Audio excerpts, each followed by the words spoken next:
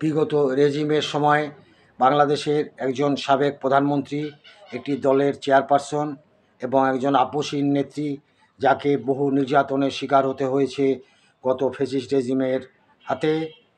দীর্ঘ সময়ব্যাপী তাকে নানা ধরনের শারীরিক মানসিক নির্যাতন করা হয়েছে, জেল জুলুম খাটতে হয়েছে যাকে।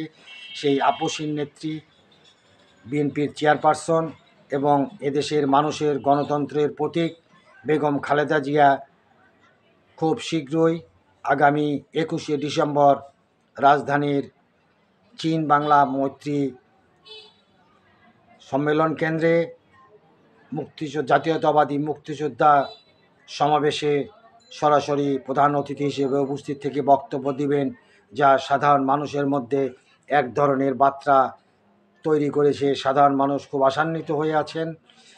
মহান নেত্রী কী বলবেন এটা শুনবার জন্য, দেশনেত্রী কী বলবেন এটা জানবার জন্য, বিএনপির চেয়ারপারসন কী বলবেন এটা জানবার জন্য, আপসহীন নেত্রী বেগম খালেদা জিয়া কী বলবেন এটি জানবার জন্য। মানুষের অনেক আকাঙ্ক্ষা, মানুষের অনেক আশা এই নেত্রীর প্রতি, অনেক ভালোবাসা মানুষের। আর নেত্রীও ভালোবাসেন বাংলাদেশের মানুষকে, বাংলাদেশকে, এদেশের প্রতিটি জনপদের মানুষের প্রতি তার গভীর ভালোবাসা এবং মানুষের গভীর শ্রদ্ধা এই নেত্রীর প্রতি। সম্প্রতি জানা গেছে তিনি হয়তো বিদেশেও যাবেন চিকিৎসার জন্য, সুচিকিৎসা শেষে দেশে নিশ্চয়ই ফিরে আসবেন। তার আগে সাধারণ মানুষের সঙ্গে কথা বলবার জন্য তিনি এই প্রধান অতিথির আসন অলঙ্কৃত করতে রাজি হয়েছেন এই সম্মেলনে। এটা মানুষের মধ্যে এক ধরনের সাড়া জাগিয়েছে, এক ধরনের আলোড়ন তৈরি হয়েছে। নেত্রী কী বলবেন এটা জানবার জন্য মুখিয়ে আছে মানুষ। তার জনপ্রিয়তা বাংলাদেশে আকাশচুম্বী, যেটা গত রেজিমের ঈর্ষার কারণ ছিল। তারা নানাভাবে চেষ্টা করেছে তার ইমেজ নষ্ট করবার জন্য, তাকে নানাভাবে লাঞ্ছনা দিয়েছে, গঞ্জনা দিয়েছে, নিপীড়ন করেছে, অত্যাচারিত করেছে। তিনি দমে যান নাই।